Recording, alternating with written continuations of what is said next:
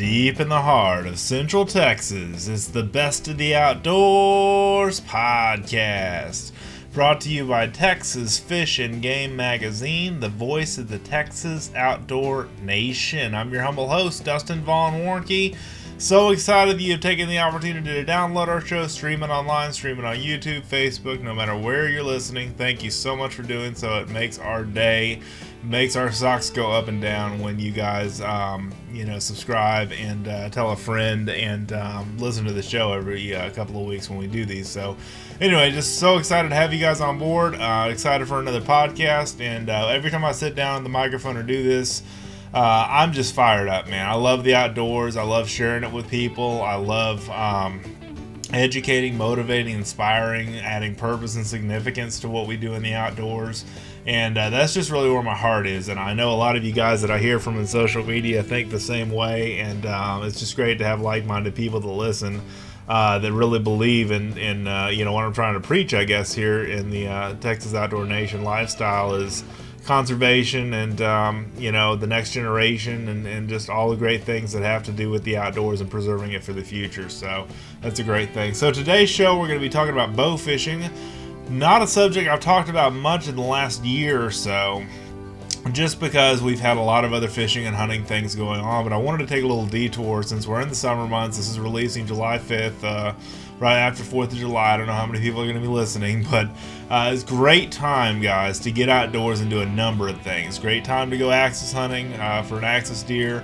Great time to go bass fishing for summer bass. I've had Matt Williams on the podcast talking about that before. Awesome opportunity to go out bow fishing because you can do it at night. You're not as hot, the wind's blowing, you're in good shape. Go with a bow fishing guide in your area, like the one I've got here in Central Texas, Marty McIntyre, and that is who I'm interviewing this show. He stopped by my little home office podcast studio this week, the week before this airs, and we sat down for about, 25 minutes or so and just shot the breeze about bow fishing. And I have an article that is out in the July issue, and you should be able to read this now if you get the magazine or get the digital issue of the magazine, the digital edition. I've got a magazine article that is about coastal bow fishing, and the title is Bow Fishing for Rays and Other Coastal Species, what to stick with an arrow and how to do it. Or what's legal to stick with an arrow and how to do it. That's what I mean to say. So, it's a great article, I think. I wrote it, so I'm a little biased, but I think you'll enjoy reading it because there's a lot of people that don't talk that much about saltwater bow fishing and just talk about, carp and gar and freshwater lakes and that kind of stuff. But, man, there's gar in the surf. A lot of people don't realize that. We talked about that on the podcast I did with Chester Moore. There's stingrays, they're legal to shoot with a bow. There's wide variety of different fish, sheep's head, and the list just goes on. And I have that whole article up at fishgame.com. You can read it on the digital edition and subscribe that way if you haven't already, or you can get your print magazine in the mail. And if you have not received that and want to subscribe and get this issue of Texas Fish and Game, just call up Larry Dalton in our office, and our number's on our website at fishgame.com, and he'll get you set up with this month's subscription and a subscription in this month's issue if you just ask for him to send that to you. So just tell him Dustin told you to do it. So anyway, man, I just love doing the show. You guys are a trip. I'm getting more connections now that I'm asking for them in social media. I have an open Facebook page. I don't discriminate against anybody really, and I'm really just open to talk to you guys that listen to the show. I mean, it makes my day that you guys care enough to watch, read, and listen to what I'm up to. And you can see you can actually check out this bow fishing article on my Facebook page. I've got it segmented out of the magazine, so you can read just the bow fishing article on coastal bow fishing and the equipment and the gear and that kind of stuff to use. But I've got that PDF downloaded at dustinsprojects.com. You can just go there and download the PDF. And there's some other stuff going on at dustinsprojects.com. My course is almost officially launched. I don't think by the time you hear this podcast it should be launched, but it's an online course on how to be successful in the outdoor industry.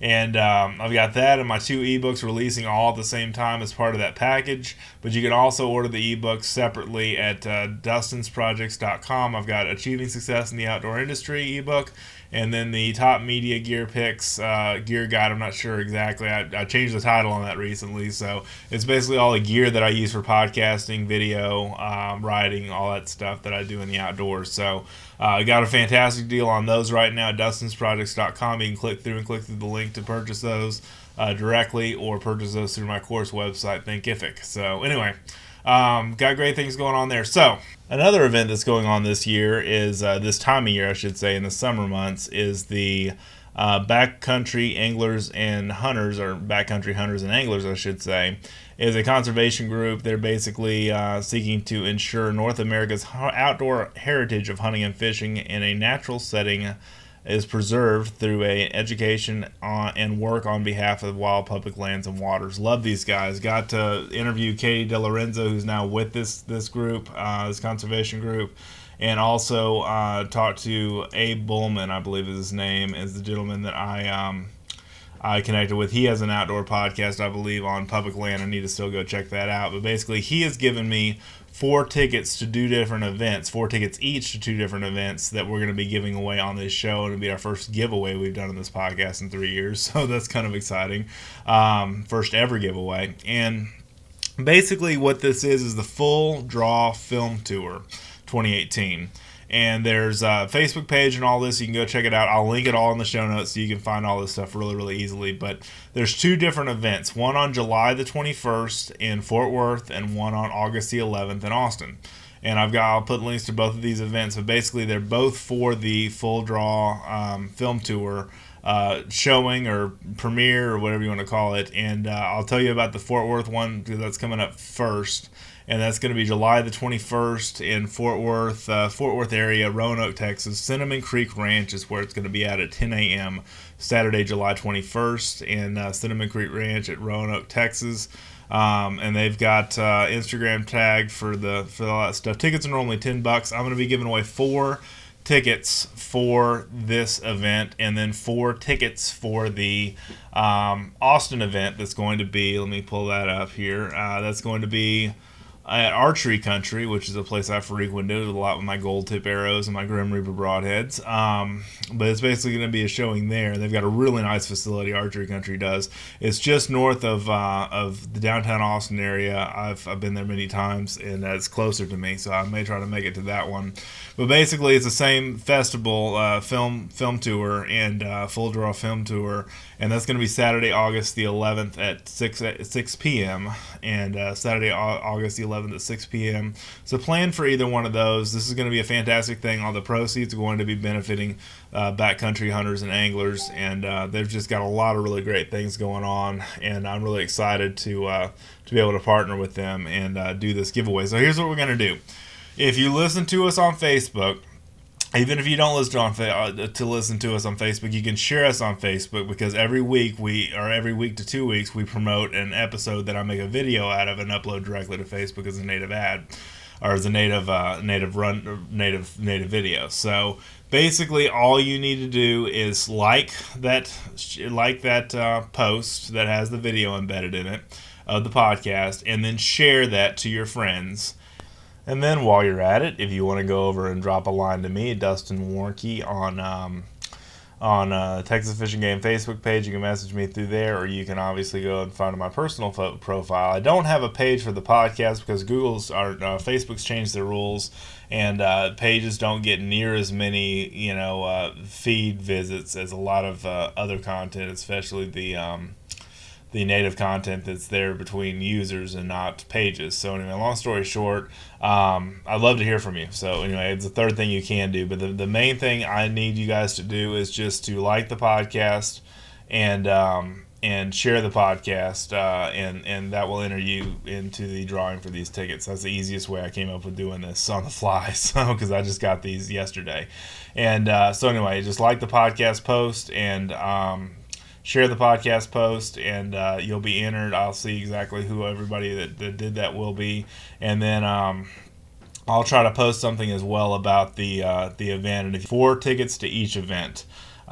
So 4 tickets each, and price is normally $10 a person, $10 per adult, and all ages can attend. But it's a fantastic thing. I'm really excited about that. So not to be too much further into our show, we need to dive into our interview with Marty McIntyre. He is the head guide and owner of GARQUEST Bowfishing Adventures. Fantastic guy. I've had Tim Jackson, who works with him some up in the Dallas area, on before. Haven't had Marty on in the last year or so, and it's just great to sit down and talk to him again, especially with the quality of the sound is cool. It's not a typical phone call like you're used to hearing me take and record on the show, which is easy to do, but I like having people in person and on my professional microphones and stuff, so this really sounds good, and I think you're going to enjoy it. So here's my interview with Mr. Marty McIntyre. So joining me in the studio here, Mr. Marty McIntyre, head guide and owner of GARQUEST Bowfishing Adventures. How you doing, Marty? I'm doing good. Thanks for visiting with us in studio here. I haven't had an in-studio guest in like a year, so. Wow. And basically I wanted to just have you here since you just looked at the July issue of Texas Fish and Game. We have a coastal bowfishing article in, but it's been a while since I've done a bowfishing show at all, and especially with you. And, we talked about bowfishing with Tim Jackson, who's one of the guys that works with you and sometimes. And, but it's just one of those things I wanted to have you back on because you're such a wealth of knowledge about the sport and encouraging the sport. I'm old. What do you guys say? That's not what I'm saying at all. So, where are you going? Or how's it been lately? You've been really busy lately, booked up for trips and stuff like that this time of year, right? Yes, and it's been hit and miss. Some nights are just crazy, and other nights are just okay. Right. The other night we did real well. We got in some big gar. What lake? That was on Belton. On Belton, okay, cool. Yeah, we're fixing to go to LBJ tonight, so we'll see how that goes. No, that's good. That's good. So, the basics of bowfishing is trolling around with a trolling motor and basically, hitting the banks and the edges and the coves and that kind of stuff, going after fish and shooting them with a bow. Is that basically saying it right? Okay. You're hunting the fish. Hunting the fish, okay. And probably 3 to 4 foot of water. Right. Whatever we can get clarity in. Belton has been super clear this year. Stillhouse is probably 16-foot visibility at least. Okay. So, it's been real good. Okay, cool. Good deal.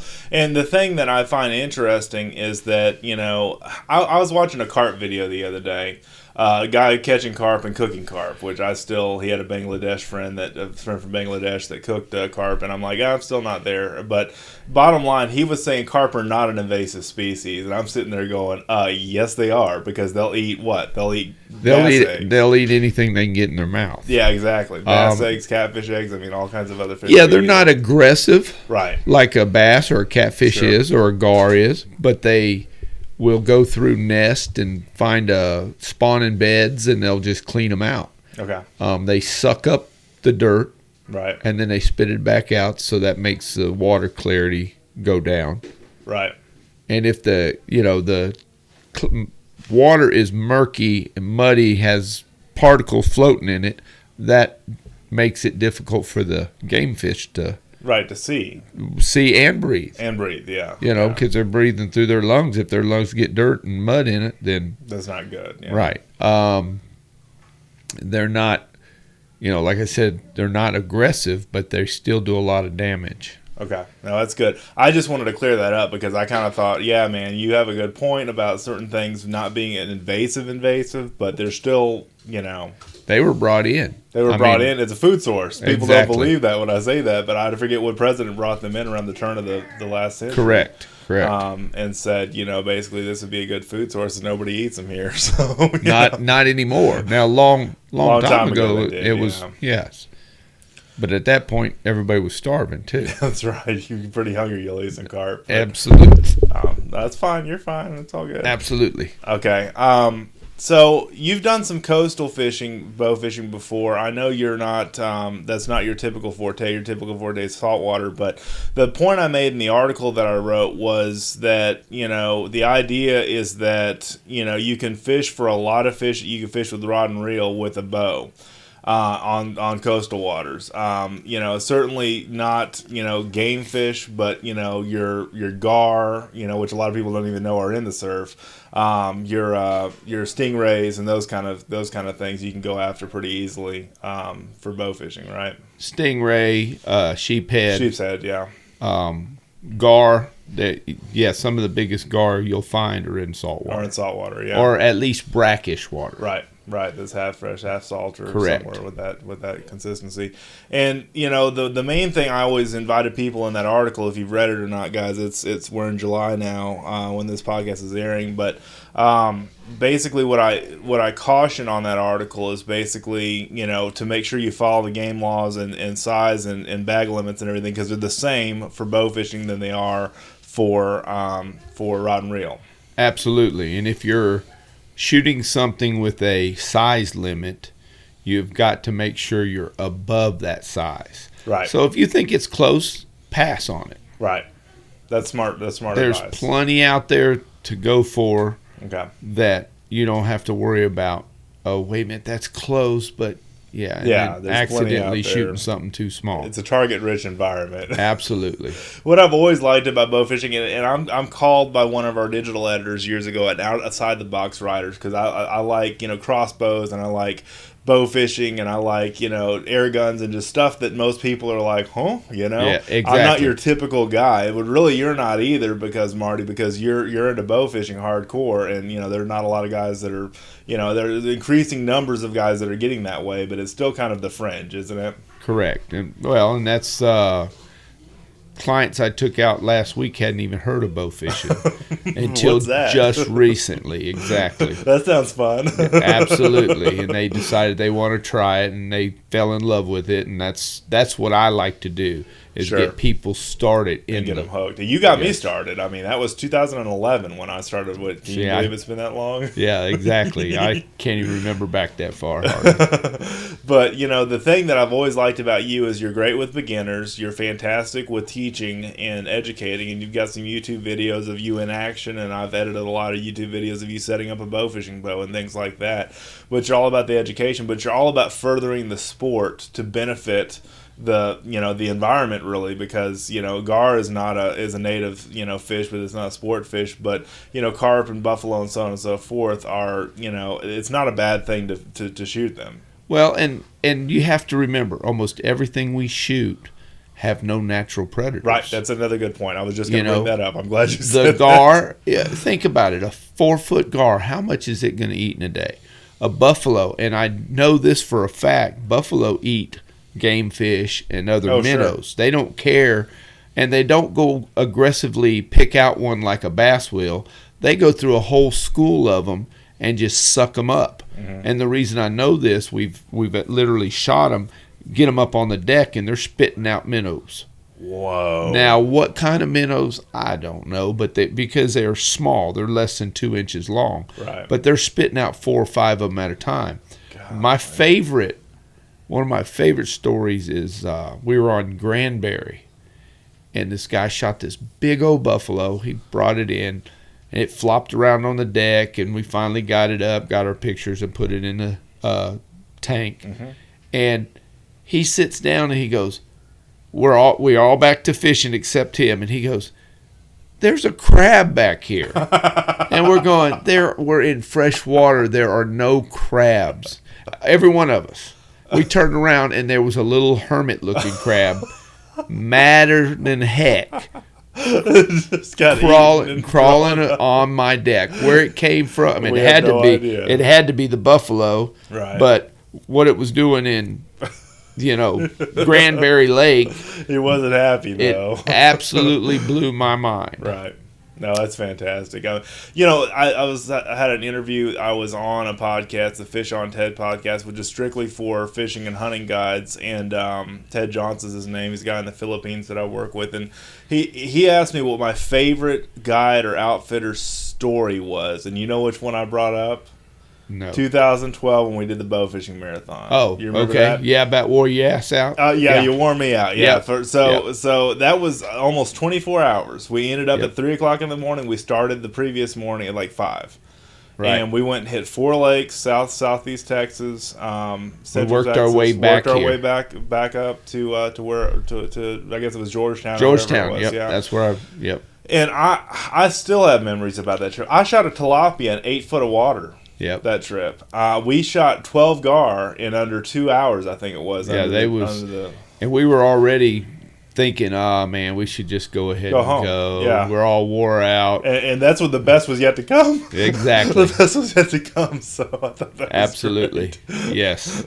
So that was one of my favorite experiences in the outdoors. Period. Was just that kind of stuff. So I just really can't thank you enough for taking me out on that trip. Well, and that was a slow started trip too. Yeah, the it was. first body of water we went to was Choke terrible. Canyon, yeah, too. and it didn't have anything showing. And this is March during the spawn. I mean, Should have been crazy. The gar weren't rolling, and then one of my other favorite stories, and you still give me heck about this, is you shooting the water snakes.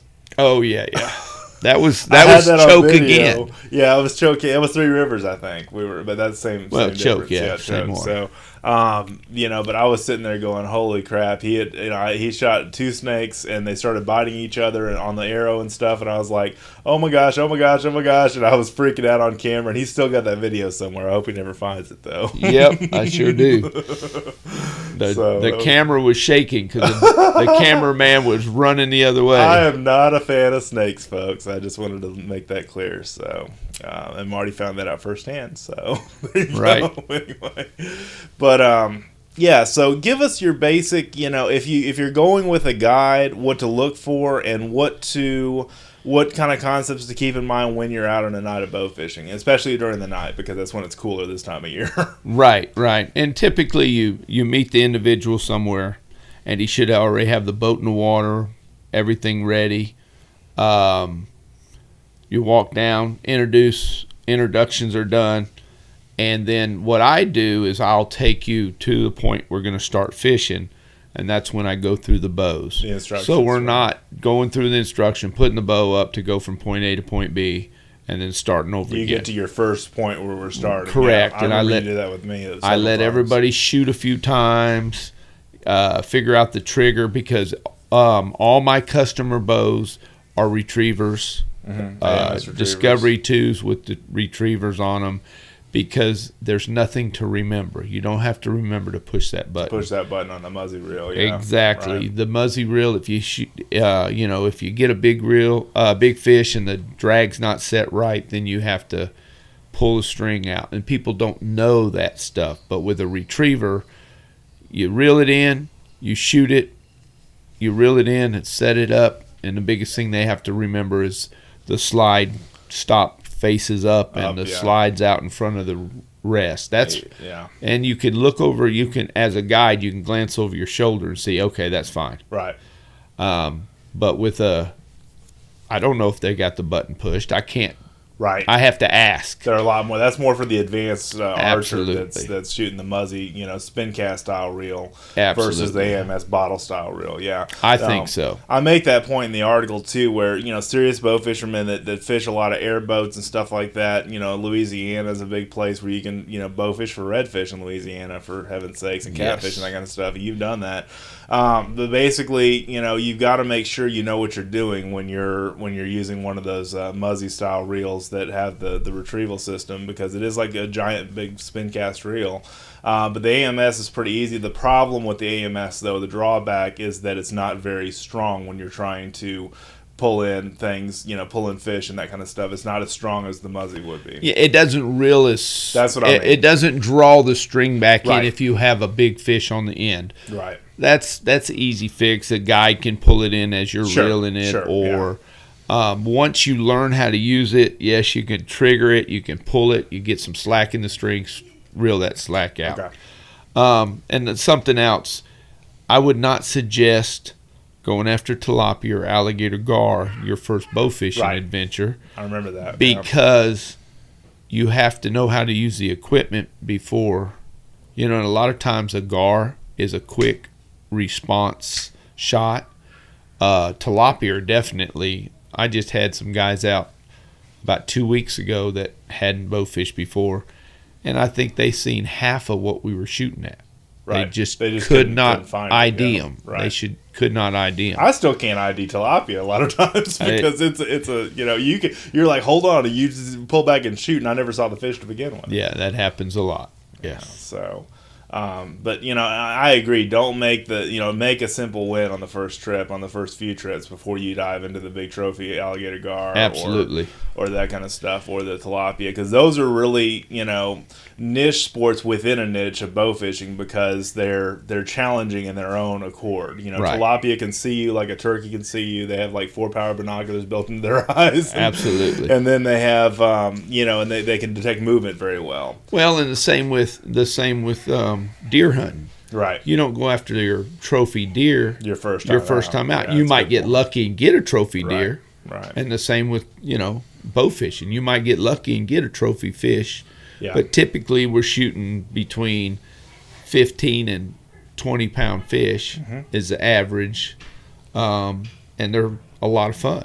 Right. I mean, I can shoot all night if I'm shooting, some 20-pound buffalo. They're fun to put in the boat. Yeah, absolutely.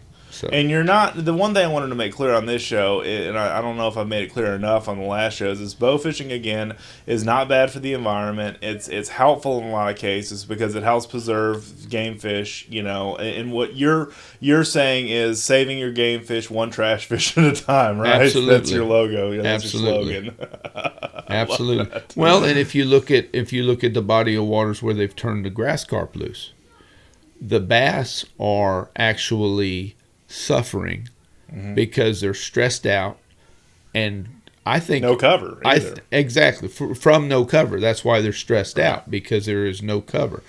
And I believe if you're going to put grass carp in a body of water and let us start bow fishing them a year out, we're not going to shoot them all up. Right, like on Lake Conroe, for instance, right? Perfect. Because you can't bow fish for grass carp. Still cannot bow fish them, and Lake Conroe has no vegetation, and it was real close to being a trophy bass lake. Well, heck, the Bassmaster Classic was held there in 2017, and they did some good, but they didn't do as well as I think they would have. That's right. Without all the grass carp, no, I agree. And Lake Austin, you and I fish on a handful of occasions, and that lake is just sans grass at all. And the lack of water vegetation is causing a lot of trees to fall in the water. Yep.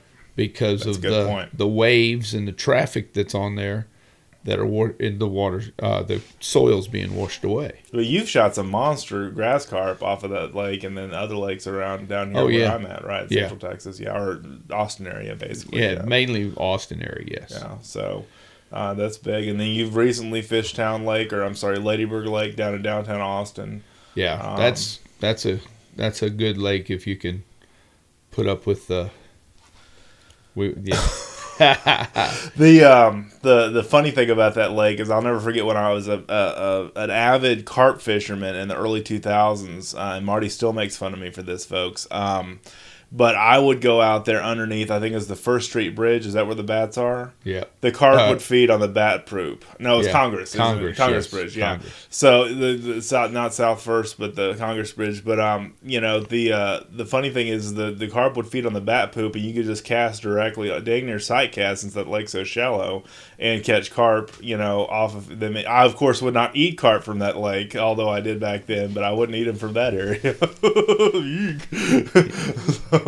Anyway, yeah, that's I still run into a couple of the hardcore carp fishermen, and they're pretty serious about that lake. Yes, they are. And there's tournaments held on that lake, and it's a very common thing with the National Carp Association, which I still can't believe, or North American Carp Association, or whatever. But anyway, no, I before I started bow fishing these folks, I was catching them on a rod and reel, and that's why I wrote in the March issue the Kayaks for Carp article, because I had that experience with fishing with them. And really, for rod and reel, Marty, there's probably, everybody will argue with me. I made the argument in the article that I wrote in March.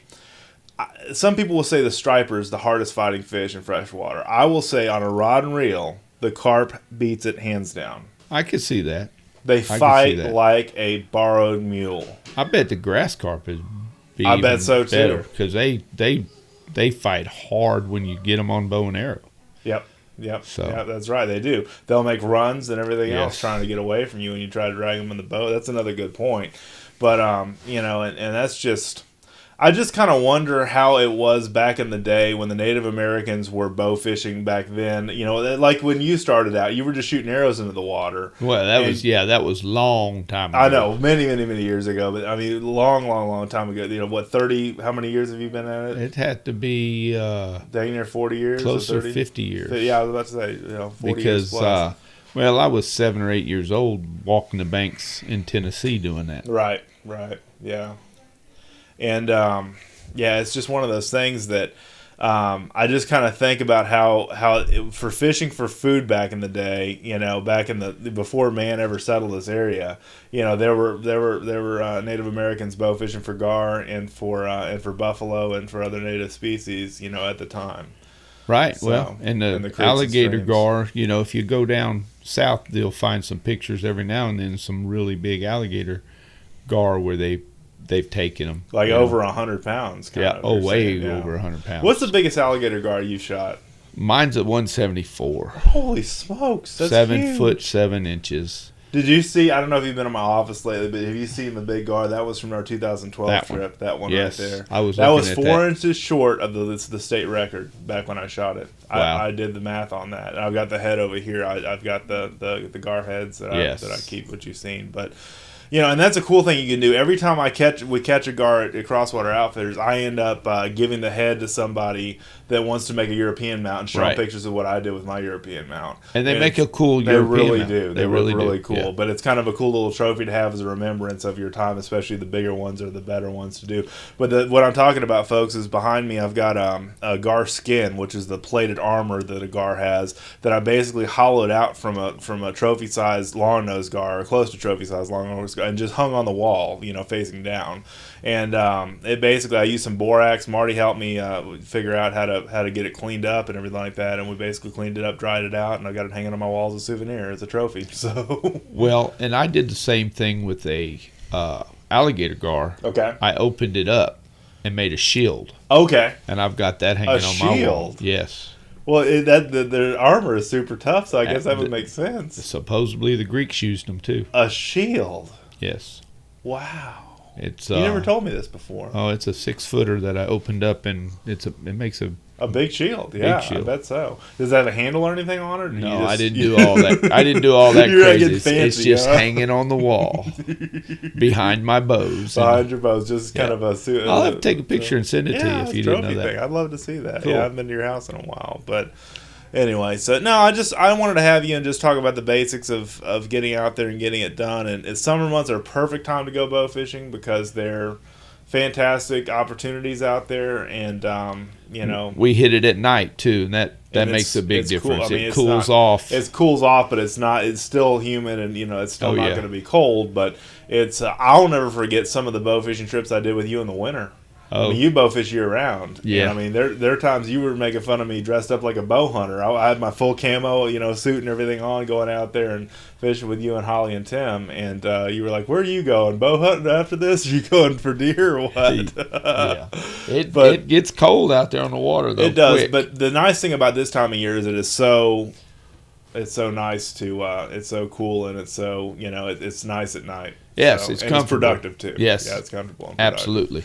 So, and you're booking pretty heavy now. So tell people how to get a hold of you, and I don't want to keep you that much longer. I know you got a lot of stuff going on today. The best way is to call or text me at 254-931-3474.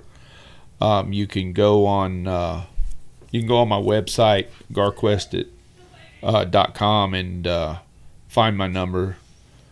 Yeah, or that's another website I built, folks. So. I'm also, yes, he did, and he did an awesome job. Thanks. And also, you can go on GARQuest Bowfishing on Facebook, or Marty McIntyre on Facebook. On Facebook, and then you're on Twitter as well.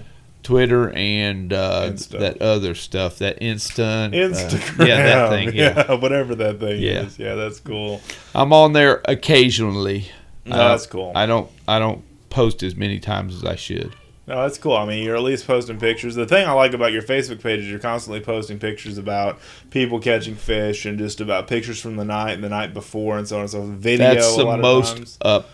updated, and I haven't done one in a while. I need to do A live? Facebook Live. Yeah, Facebook Lives that you're really well known for doing. So I was doing a bunch of them last year. I haven't done too many that's this great year. to watch for somebody that's not on the water with you all the Right. time, because you really feel in the moment with that live stuff, because it pre-records and it shows it on Facebook as pre-recorded after it goes live. And so, you know, that's one of the things I kind of live vicariously through your guide eyes, you know, as you see it and do it every day, you know, something a lot of us dream of doing, you know, on the weekends and stuff. So that's kind of cool. And the other thing is YouTube. I've got my own playlist for Marty's stuff for GARQUEST Bowfishing in Central Texas. And that's on, if you just go youtube.com/DWarnke, WARNCKE, and I'll put that in the show notes. I'll actually put the playlist for all the GARQUEST videos in show notes, because good Lord, there's a bunch of them. Right. We've been doing videos for 7 years now, man. Can you believe that? I've been slacking lately, though. You got to give me more stuff to edit. Yeah, absolutely. So, no, that's fantastic. But thanks so much for joining us, Marty, and thanks so much for coming out to my house and recording this with us, man. It means a lot. Thanks for having me. Absolutely. And there he goes, ladies and gentlemen. There he goes. Bye, Marty. Thank you very much for joining us, Marty. I'm really excited about this bow fishing stuff. I know I write on the kind of weirder stuff of Texas fishing game. I know I'm kind of the outside the box writer, as I said. But, you know, that's the cool thing about what I do, is that I love the things that are on the edge. I love the things that are not, you know, kind of in the margins, that are not mainstream hunting and fishing stuff all the time, because those things are cool, and I enjoy all those things. I do. I enjoy all the, you know, redfish and bass and you know, and catfish and all that stuff, and I do all that. Y'all see me do all that over the years. But man, the bow fishing and stuff like that, and then crossbows and air guns and stuff like that I'm into is just so cool. I mean, there's just so much to enjoy about the outdoors, and there's really your choice to do whatever you want to with the information that we put out here. You know, but my whole goal is to inspire you and motivate you to go out and have the best of the outdoors in your life. And in what you do. So if you've not done so already, here comes my speech about the newsletters. Oh my gosh, here it comes. If you haven't done so already, please subscribe to our newsletters. Tactical Tuesday. Our list is over 58,000 people now that read the newsletter. Well, not all of them read the newsletter, but that's how big our list that gets the newsletter is. But I'm excited about the growth that we're having there. And Tactical Tuesday, Wildlife Wednesday, Thursday, Texas State of the Outdoor Nation. Lots of fun there, lots of new stories. I've had some gear review stories go up on my personal blog, warnkeoutdoors.com, or on fishgame.com. I've reviewed a cleaning mat. I reviewed an AR-15 cleaning mat that has an exploder diagram of the cleaning mat. It has tools with it as well. I reviewed a flashlight, the Odie Pro. I believe it's KL 52 Pro or 52 Plus, and fantastic flashlight. And then also a bipod from Twad, which is a company that does that manufactures things and sells them on Amazon for gun uses and hunting uses. Anyway, really cool stuff. 3 reviews of things like that on fishgame.com. Just go search for my name as a keyword. And anyway, I just love this stuff. Thank you guys so much for watching, reading, and listening. Have a good week out there, guys. It's hot, okay? Especially down here in Texas, if you're listening where we broadcast this thing from. It's smoking hot, man. And August is not going to be any better. The situation with the temperatures being where they are, I mean, we've had, like, when I'm recording this, it's been like 6 days of triple-digit temperatures, like, every day. So stay cool, stay hydrated, so important. All my fishing guides are really big about bringing extra water, especially if somebody forgets theirs on the boat. Definitely need extra water out in the field when you're hunting, especially if you're axis. Or we just had a guy at the hunting ranch I work with, DB Hunting Ranch here in Central Texas, come shoot a water buffalo, and as hard and tough as that thing was, it was a big bull. He said he almost needed an African caliber to take it down, so they're tough. But anyway, this is a great time, guys, to get out in the outdoors. And I'll say what Chester Moore said and what we said, I think, on 2 podcasts ago. If you don't like the outdoors, and you don't have to like hunting and fishing, but if you don't enjoy wildlife and just getting out there and camping and hiking and just seeing all of God's creations, man, you're weird, you know? If you don't like the outdoors, you're weird. So that's something that Chester says all the time, and I kind of take it and run with it because that's kind of the way I feel too, I guess. All that being said, man, you guys rock. I can't thank you guys enough for subscribing to the show, for giving us a 5-star rating, and there's not enough of you guys that have given us a 5-star rating on iTunes, so please do that. That helps other people find the show, and then obviously through the magazine and my social media promotion and everything, more people find the podcast, and it's slowly growing. But I just want to get the word out there. To have you guys as listeners just makes my day, and I can't tell you how grateful I am for each and every single one of you guys that listen to this show, that take the time out of your busy day to listen to my entertainment, if you will, and education and motivation and inspiration. So anyway, thank you guys so much for watching, reading, and listening. Have an awesome day in the outdoors. We'll see you next time.